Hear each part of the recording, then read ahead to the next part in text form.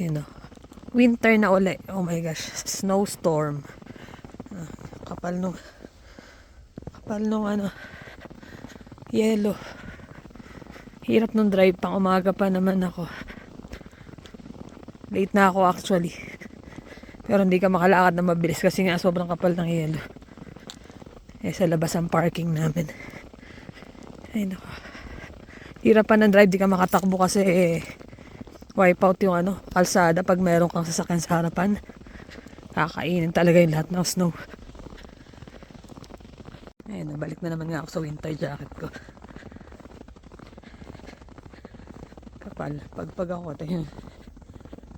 Makiyelo sa sasakyan. Negative 15 plus wind chill. Yan. Back to winter wonderland na naman tayo. Nandito ako sa Co-op nagpagas kasi alam nyo na mas malakas sa gasolina pag winter. 174 ang regular natin. Balot na balot. Pagas muna tayo. Kailangan ng hindi malaman kung anong takbo ng ekonomiya natin. Pinagbasihan natin mga statistics, talagang kulela tayo sa G7. Sobrang taas ng bilihin, laki ng tax. Yan.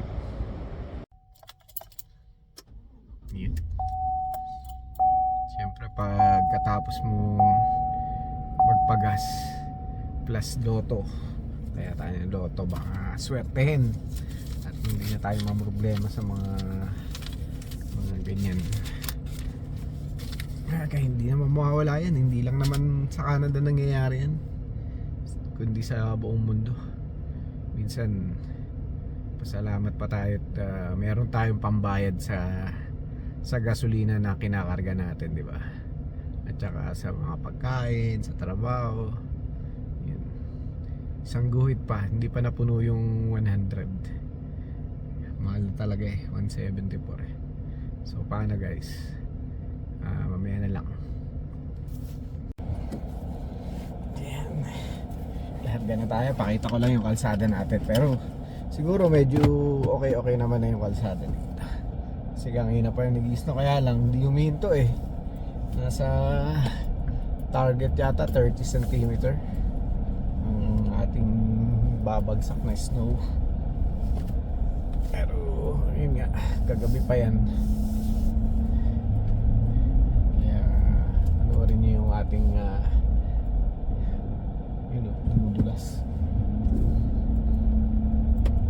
Medyo tumudulas pa rin kahit naka auto na yung ating sasakyan. All white.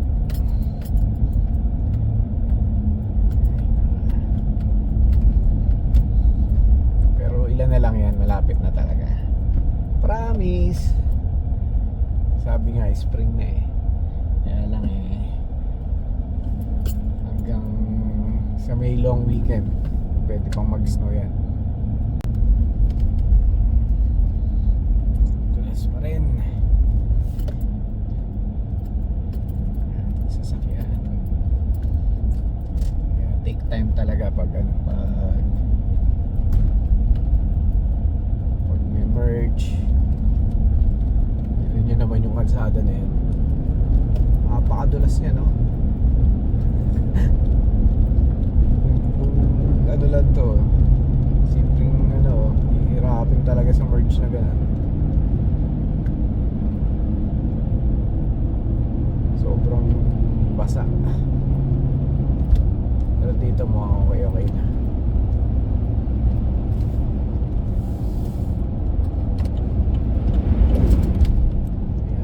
Ang hirap lumipat ng linya kasi namumuo sa gitna yung mga snow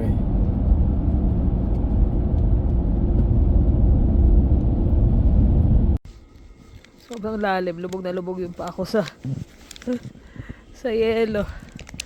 Pero sa deck na lulusaw na. Grabe yung ngayon. Dami na ng mga aksidente. Ay, naabot na sa mga namin.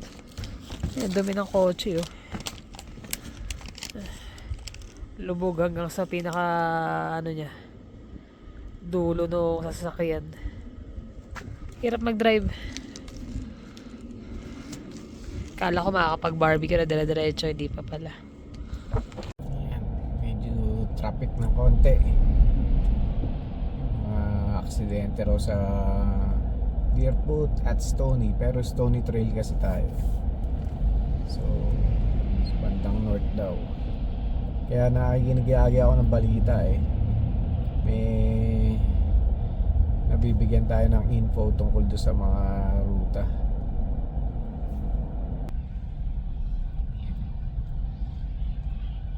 Balot na naman tayo. Kahit na pa-spring na. Kailangan talaga iwas sakit. Dahil yung dalawa nga nagkasakit na buti na lang kami ni Kai, hindi kami nahawa.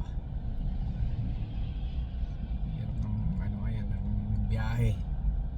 Buti nga yung kotse ni Kai na bulinggit na yan bulinggit na kotse, nakaka-survive kahit Kia lang. Ilagyan kasi namin ng mga pabigat sa likod yun, 3 gulong, tapos may mga kung ano pa. Kaya medyo mabagal man ano pa, yung kumbaga flat na flat siya. Hindi kami nagdudulasan na sasakyan ngayon. Kaya yung winter tires hindi muna tatanggalin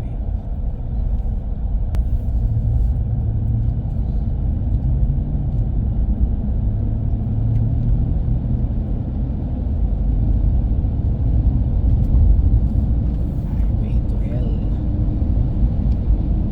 Pero mas worse pa din sa sa small town namin dati kasi bihira yung mga dumadaan, so bihira din yung nagpa-plow. So, talagang para ka nag-ice skating. Yan ang hirap ng mga ganyan, nasisiraan.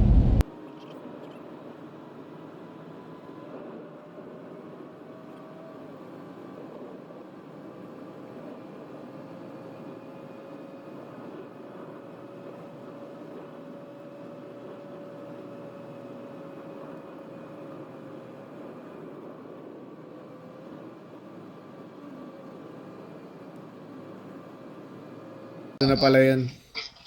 Para lahat ng magbubukas na doktor dito may access, kumbaga kahit saan siya. Pero natapos na lahat. Yan na lang. Oo, natapos. Ang hindi lang namin ginawa yung wiwi, hindi namin mawarinig yung paano Oo nga, no? Kaya po, Mahirap tsempohan. sabi ko, kinausap ko yung sa lab ako kasi di in-explain ko yung sitwasyon ni mama. Sabi ko, the best way is to collect sa bahay, aabangan, tapos ipapalalamog ko agad papunta dito. Sabi niya, ano po kasi, dapat in 2 hours daw matest yun. Isip ko, makakarating naman yun dito in 30 minutes. Ang tanong, kung pagdating dito, dapat i-test nila. Ay, hindi ka agad yun. Paano kung itenga pa nila kasi meron pa silang mga inuuna. Kaya yun, kakausapin ko ulit Tsaka mahirap tsempohan si mami nun kasi hindi naman na nagsasabi. At naka-diaper. Ang gawa, iuupo siya sa sa commode. Tapos, Sa bagay. doon yung Antayin na lang. Okay naman si mami ngayon dyan. Init na init na.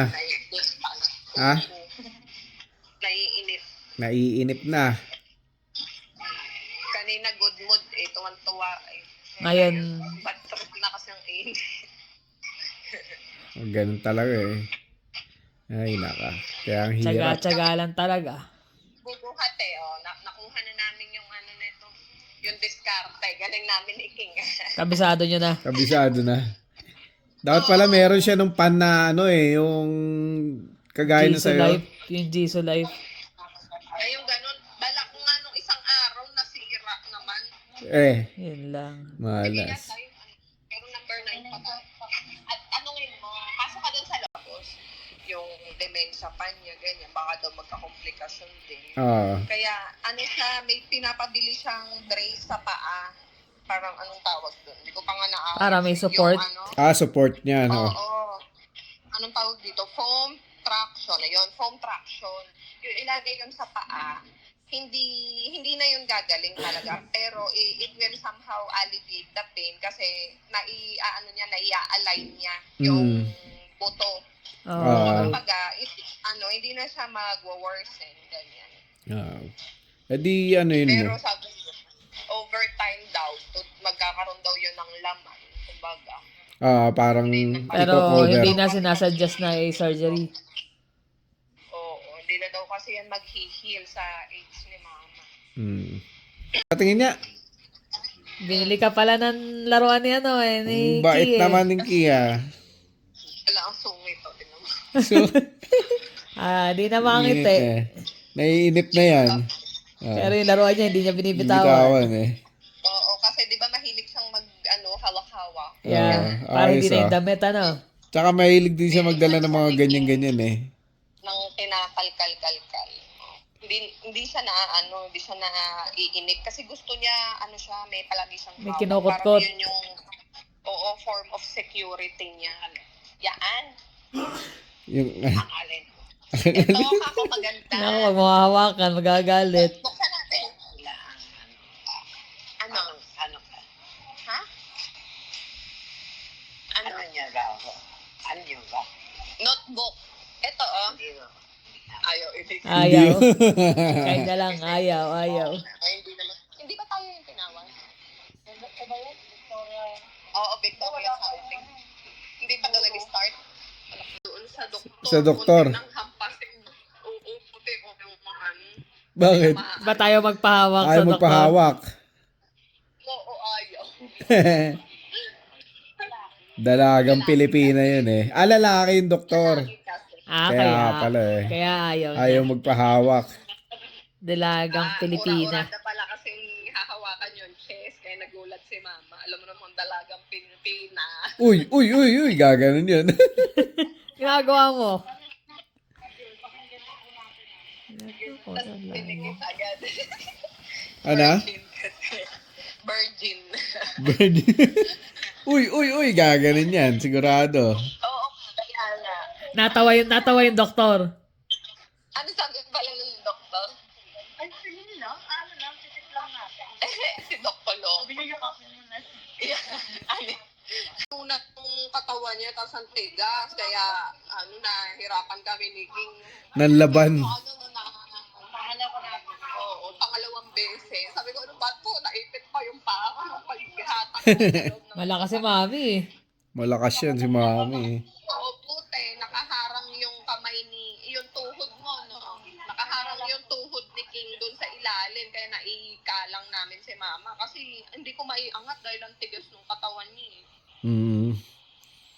Yung Tapos pala. bumuwi ulit kami. Tinitigasan niya pag ayaw niya. Hindi mo na kailangan sabihin marunong manlaban. Talagang nanlalaban yun. Ayan, naiinip na. Ayan, tignan mo. Nanay. Sige nga, dahil kunyari, i-check mo yung pangatlo. Tignan mo. Oo. Nagagalit na. Huwag hawakan. Namin, nasa likod na siya.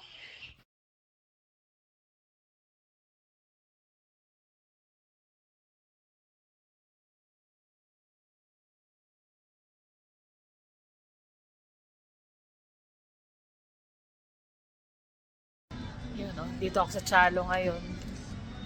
Wala akong kasama kasi Jermaine may sakit. Kaya hindi muna ako nag-grocery doon sa usual namin grocery. Dito lang ako sa may malapit sa bahay.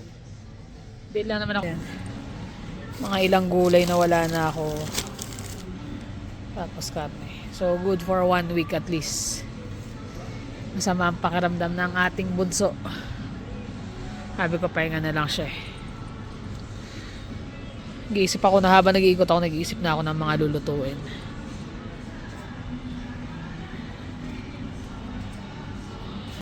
Yun, bahay na. Grabe ang putik sa naglulusaw sa malapit sa grocery. Kahapon todo snow, ngayon naman biglang init. Kaya naglulusaw lahat. So yan. Bumili ko ng Halls kasi pag nangangati yung lalamunan ni Jermaine. Tapos itlog, tortilla wrap, cream cheese. May gusto akong gawin sa cucumber. Gagawin ko cucumber edamame salad. So, paghahaluin ko lang yon, tapos lalagyan ko ng cream cheese, sesame seed. Pakita ko sa inyo pag ginawa ko. Tapos, crab and corn, pang soup, mushroom, munggo, avocado, tapos ginger pang salabat. Mapainom kay Jermaine. Sayote, broccoli, talong. Nag-iisang talong lang yung nakita ko maganda. So yun lang yung nakuha ko. Dapat dadamihan ko eh. Tapos century tuna, pang onigiri. Tapos San Marino tuna. Syempre masarap to pang ulam. Minsan mabilisan. Masarap kainin yan. Tapos Kewpie mayo. Honey, liquid seasoning, black beans. Para sa soup yan. Gata. Green onion. Kamote. Yan, tomato. Tapos isang bell pepper. Mahal ng bell pepper eh. Kaya isa lang muna kinuha ko. Tapos bok choy. Cucumber. Cilantro. Tapos nakabili ko ng mando. Mamaya makapag ganun lang. Jajangmyeon. Kapartner nito. Tapos corn dog. Mozzarella. Merienda mamaya. Pagdating ni Habi. Tapos nakabili ko nitong isda. Spanish na mackerel. Tapos basa fillet. Pork tenderloin. Ground pork. Kasi itong shrimp, isaw-saute ko to kasama nung pang sahog sa sayote. Isang beef shank. Yung isa pang nilaga, yung isa pang baka mag-beef pares ako. Ito yung edamame na nabili ko para sa salad. Ilocos na longganisa, tsaka chicken drumstick. Pang iihaw ko to. Mainit-init naman na baka bukas. So yan na yung nabili ko. Ganun lang, ang bilis. Kaya dyan lang ako bumili kasi nga, pang 1 week lang naman. Although meron pa naman kaming mga ibang karne dito, tsaka ibang gulay. So, more than enough na yan. Magandang gabi guys. Magandang gabi. Ayan. Ito, day off na day off. Siya last day na. Day off na siya bukas. Ay, naka. Sana maganda-ganda weather, pero kanina na mainit na eh. Kaya naglulusaw na yung yung yelo. Hindi ka lang makapaglinis ng sasakyan kasi magpuputik lang din naman. Yan ang ating pinagdaanan. Buti nakalagpas na. Sana tapos na. Sana yun na yun. Kasi sobrang kapal nung yelo, ang daming 30 cm ng snow eh. 35 daw. 35 sa north. inabot. Tapos yung ang daming aksidente, mga hit and run, 100 something na 150. Yung drive ko kahapon para kang kasi umagang-umaga ako eh. Para ka nasa naglalaro ng go-kart. Pangit kasi talaga yung kalsada sa kanila, pataas baba pa northwest eh. Diba? Pa-north. Kaya ang hirap. Ano, pa-north? Pa-north? Pa-north. Lolo ko sarili mo, Tir. Kasi nakachat namin kagabi sila Ninya, sila Mami saglit. Yun yung yung magandang outcome nung chat namin kagabi kasi sa tinagal-tagal din ng nung panahon na si Ninya yung nag-aalaga kay Mami at saka yung mga caregiver. May mga pagsubok talaga na pinagdadaanan, di ba? So, syempre si Ninya parang parang nagbabasketball yan eh. Dribble dito yan. Syempre, may mga anak. May anak, may business. Kailangan niya wala sila namang yung kasambahay. So, siya rin yung sa bahay. Tapos sa business pa, di ba? May mga mga candles, mga perfumes. Tapos si Jet naman sa kanyang coffee shop. Tapos may mga gig.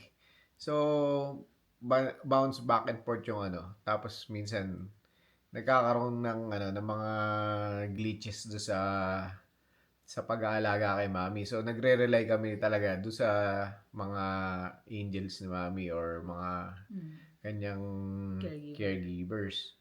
So, nagkaroon kami ng group chat na tungkol doon sa mga ganun, yung mga kung anong kailangan nyo, marekta na lang kayo, tapos padala na lang namin yung mga pangangailangan.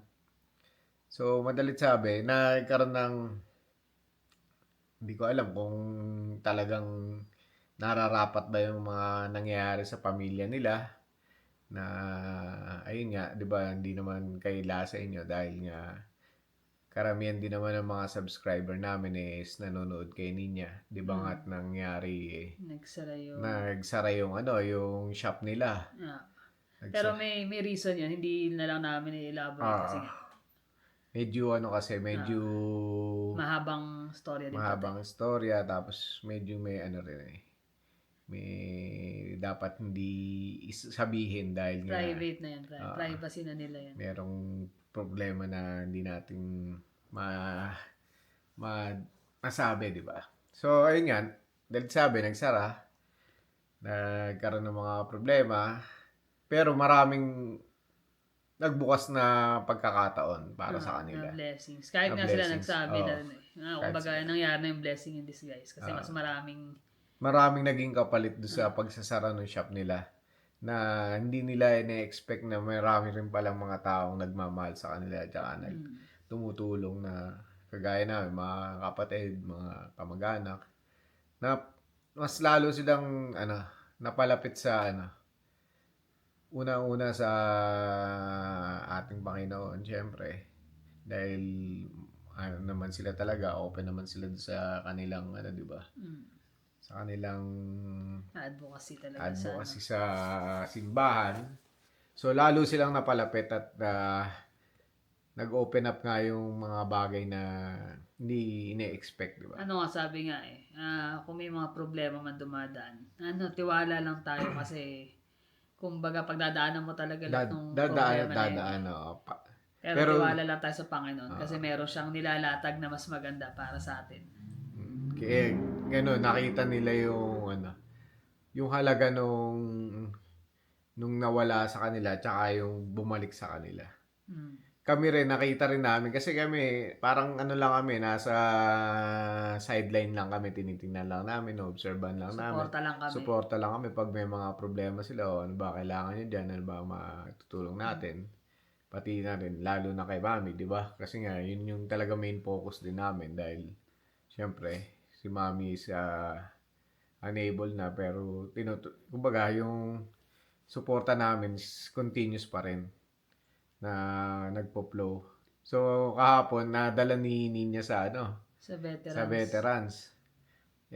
Si Ninya kasi, rin naman yun ayaw rin naman niya nung gamitin niya yung pagiging vlogger niya or influencer niya sa mga sistema ng mga ganun. Kasi sabi niya, veterans. Alam niyo ng pila doon. Ang daming tao, di ba?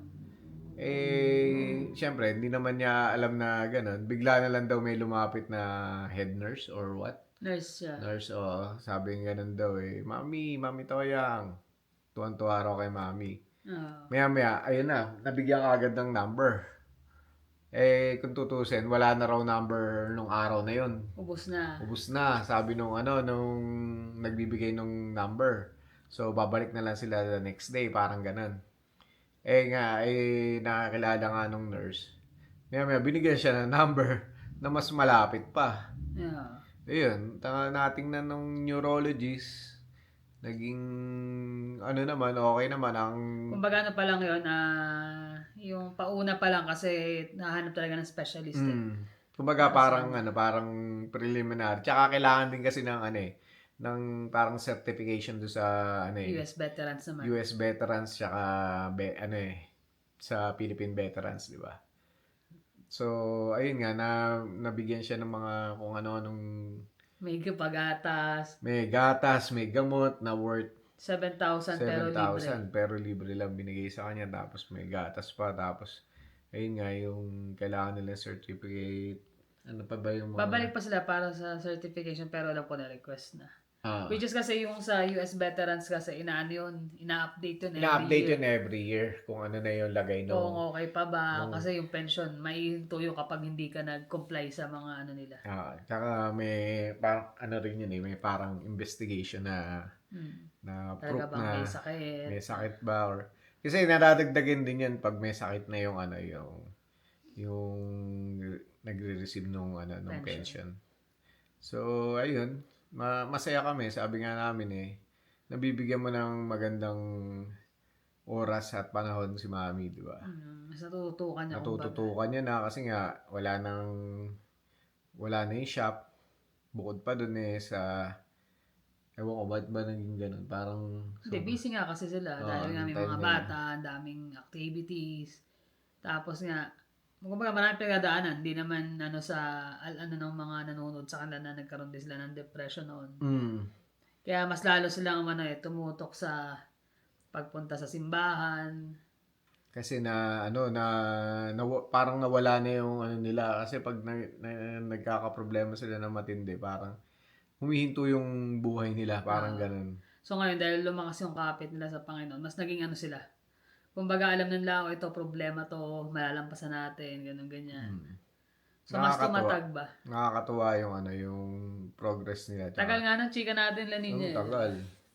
Baga nagsishare ng mga kung ano-ano. Malay natin, one time dumating din yung panahon na makarating sila rito sa... Gusto nga rin nila, kaya lang syempre process pa yun, medyo matagal. Lalo nga higpitan. Pero nagpa-plan talaga sila. May mga backstory kung bakit din gusto nilang pumunta rito. So, doon na natin yan, mga panibagong storya na yan. Nakaka-excite din, di ba? Kasi nung nakaraan, nagpa-lab works nga si Mami, di ba? Yung lab. Laboratory. Ang naging medyo problema lang is yung uric acid na...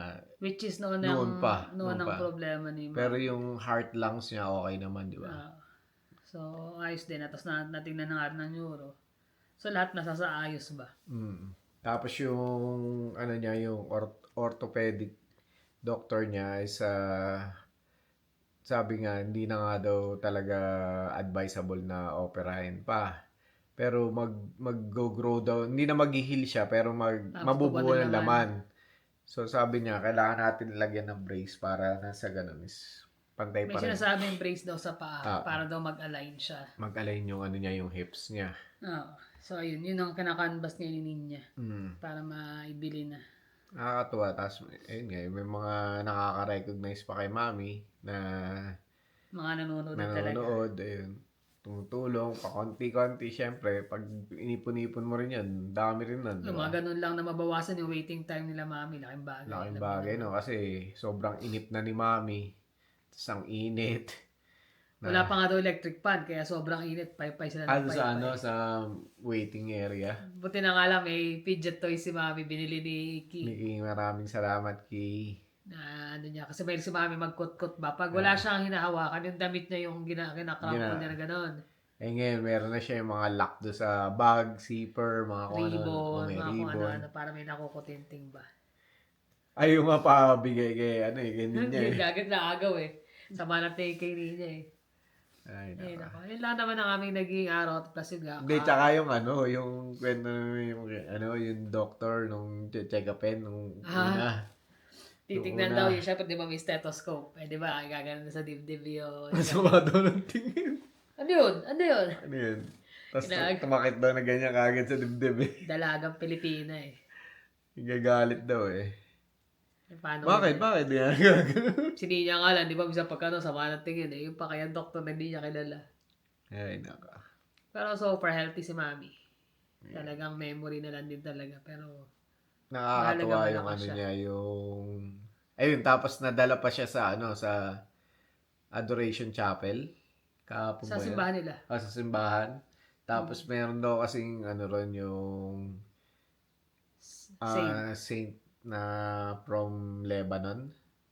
Na miraculously siya yung nag-heal. Malaking percentage na nag-heal ng ng mga may sakit. So, kaya kagabi yun. Kagabi, kasi umaga namin sila nakachat doon gabi dito. Nakakatuwa. Kaya, next na chat namin, makikibalita ulit. Baka bukas, kasi weekend, syempre. Nakakatuwa na malaman yung mga ganun kasi simple-simple lang, di ba? Oo naman. May mga pictures sila. So, doon sa mga subscriber din niya, for sure, nakita niya na nag-post na sila. Tsaka post din namin sa huli dito, syempre. Yan. So, ayun lang naman guys. Kami malapit na rin magpahinga. Nood-nood lang. Kumbaga, relax at day off. Day off. Enjoy natin ang day off. Sana bukas makapag-walking. But we'll see. Alam niyo naman ang weather namin sa Calgary. Pag anong-ganon. Init. Mag-snow. Kaya mag-walking na. Maya lumamig na. Kaya may mga Naantok na. sakit kasi si Jermaine, inuubo. Nauubo na naman. Kagagaling lang ni Jonah, si Jermaine naman. Sana ma-stop na ron kasi mas mahirap pag siya nagkasakit. Kaya nga eh. Talagang hirap na hirap pag inuubo. So yun na naman guys. Thank you for always watching. See you on the next vlog. Bye.